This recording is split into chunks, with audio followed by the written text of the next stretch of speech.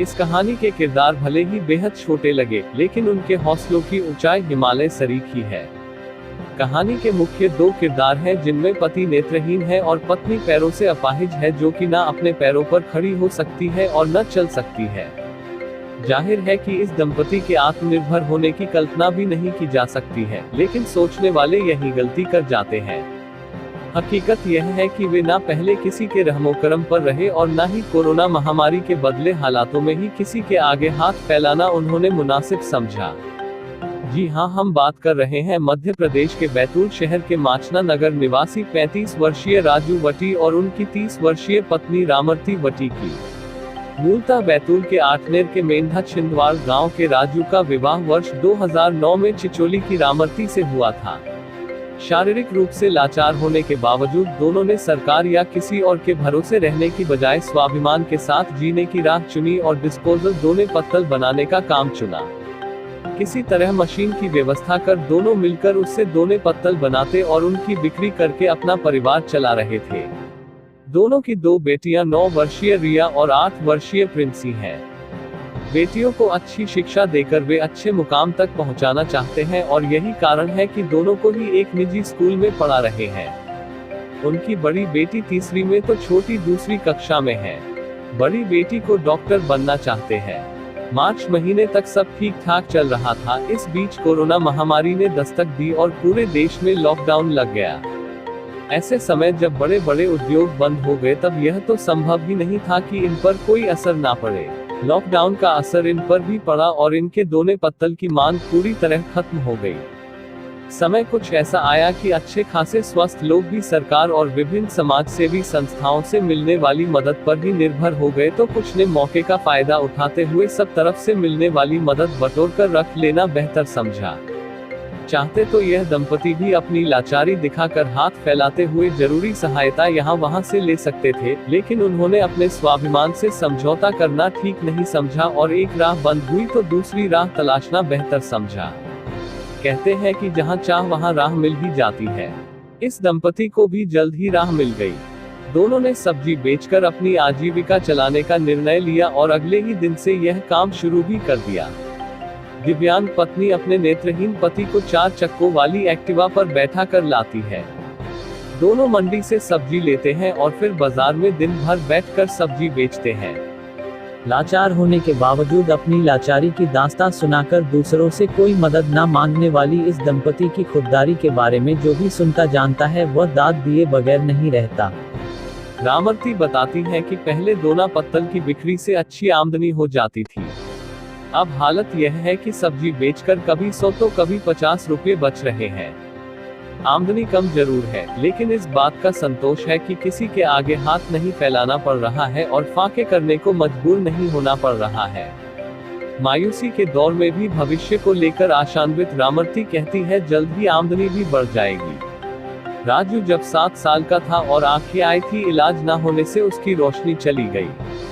ऐसा ही कुछ रामरती के साथ हुआ। 5 साल की उम्र में पोलियो से पैर खराब हो गया। राजू और रामरती खास तौर पर उन लोगों के लिए मिसाल बने हैं जो सरकारी मदद की आस लगाए बैठे हैं। वही आत्मनिर्भर भारत के लिए संदेश दे रहे हैं। क्या नाम है आपका? रामवती वटी। रामवती जी, बताइए कि आप ये क्या काम कर रही हैं इस समय पर? इस समय पे तो मैं सब्जी भाजी का व्यवसाय कर रही हूँ। अच्छा, तो पहले क्या करते थे और ये क्यों करना पड़ा? पहले दोना पत्तल का काम करते थे, लेकिन इस साल वो कोरोना वायरस बीमारी के कारण हम लोगों का व्यवसाय जो था वो बंद हो गया, तो काफ़ी गरीबी आ गई थी हमारे लिए, इसलिए हम लोगों को ये सब्जी भाजी बेचना पड़ रहा है। अच्छा, इतनी सब मदद मिलती है सरकार की, आपको कोई मदद मिलती है? नहीं, हमको कोई मदद नहीं मिल रही है। कैसे दिमाग में आया कि काम करना चाहिए? अब अपने पेट के लिए तो सर कुछ भी करना पड़ा। सोचे कि हम लोग क्या करेंगे करके, फिर सोचे सब्जी भाजी बैठे बैठे बेचेंगे, इसलिए ऐसे मन में। बच्चे हैं आपके? मेरी 2 बेटियां हैं। आपको पेंशन वगैरह ही मिलती है? हाँ, 600 रुपये मिलती है पेंशन। दोनों को? जी जी। दोनों को 600 मिलती है कि? नहीं, अलग अलग। 1200 रुपये में? जी जी। उससे गुजारा नहीं होता? नहीं। कितने बच्चे हैं, क्या करते हैं वो? बच्चे हैं, पढ़ाई करते हैं इंग्लिश मीडियम में विद्या संस्कार स्कूल में पढ़ने जाते हैं। बच्चों को अच्छा पढ़ाना है? जी सर, एक 3rd में है और एक 2nd में है। तो आत्मनिर्भर बनने ही आए? जी क्या बन रही है? सर, उनकी इच्छा तो है डॉक्टर बनने का। और दूसरे की? तो अभी वो छोटी सी बेटी है तो वो बता नहीं पा रही है। क्या नाम है आपका? मेरा नाम राजू अट्टी है जी। और मैं बीए फाइनल कब तक पढ़ाई कर चुका हूं और मैं नौकरी के लिए भी प्रयास किया लेकिन अभी तक नौकरी नहीं मिली, तो जिसके कारण मैं अभी सब्जी भाजी का धंधा कर रहा हूं। और पहले मैं दोने पत्तल का काम करता था, तो नहीं वो कोरोना के कारण चक्कर में हमारा शादी विवाह भी बंद है, तो वो धंधा ठप हुआ। उसके बाद हम सब्जी भाजी का काम शुरू करिए और उसके बाद हमारा परिवार दोनों पति पत्नी हम सब्जी भाजी बेच के और परिवार चला रहे हैं। शारीरिक रूप से क्या दिक्कत है आपको? शारीरिक रूप से सर मैं 7 साल का था तब से आँख आई थी, उसके बाद ब्लाइंड हो गया मैं, आँखों से दिखता नहीं। आपके बच्चों की क्या तमन्ना है, क्या बनाना चाह रहे हैं उनको आप? मेरे बच्चे की तमन्ना है कि अभी अच्छे स्कूल विद्या संस्कार में पढ़ रहे हैं और वो डॉक्टर बनना चाहती है, एक बेटी तो, और एक छोटी है अभी बता ही नहीं है, उसको समझ नहीं उतनी। तो आप कर लेंगे सब? हाँ सर, मैं प्रयास तो करूँगा उनके लिए।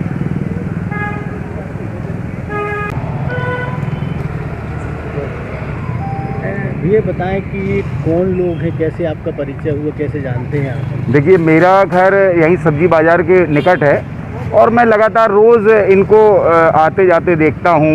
ये जो दंपत्ति हैं इसमें से एक दिव्यांग है और दिव्यांग की भी कैटेगरी देखिए, एक नेत्रहीन है तो दूसरा शारीरिक रूप से विकलांग है। ये प्रतिदिन यहाँ पर आते हैं, अपनी सब्जी की दुकान लगाते हैं और काफ़ी दिनों से मैं इनको देख रहा था। एक दिन मेरी मन में ऐसी बात आई कि इनसे मैं बात करूं, तो जब मैंने इनसे बात किया तो मुझे पता ये चला कि कोरोना के फर्स्ट लॉकडाउन के बाद से लोग यहाँ सब्जी बेच रहे हैं। इनसे बात हुई तो लोग पहले दोना पत्तल वगैरह बनाते थे, शादी ब्याह रुक गई तो ये काम भी बंद हो गया। लेकिन यहाँ एक सबसे बड़ी चीज़ है कि आत्मनिर्भर भारत अभियान की सरकार जहाँ पर 20 लाख करोड़ का पैकेज दे रही है, ऐसे भी लोग हैं समाज में जो सरकारी मदद का बिना इंतज़ार किए खुद अपनी राह चुन लेते हैं और आगे बढ़ जाते हैं। ऐसे ही ये जो दंपत्ति हैं, निश्चित रूप से ये समाज के लिए एक बड़ी मिसाल है, एक बड़ा माइलस्टोन है कि आप इनको देख के कुछ सीखेगा। और मैं ये आपके चैनल के माध्यम से एक निवेदन ये करना चाहूँगा सरकार से कि ऐसे लोगों की तरफ भी सरकार देखे, ध्यान दे। आत्मनिर्भर भारत में और बहुत सारे ऐसे वर्ग हैं जिनकी तरफ सरकार को देखना चाहिए।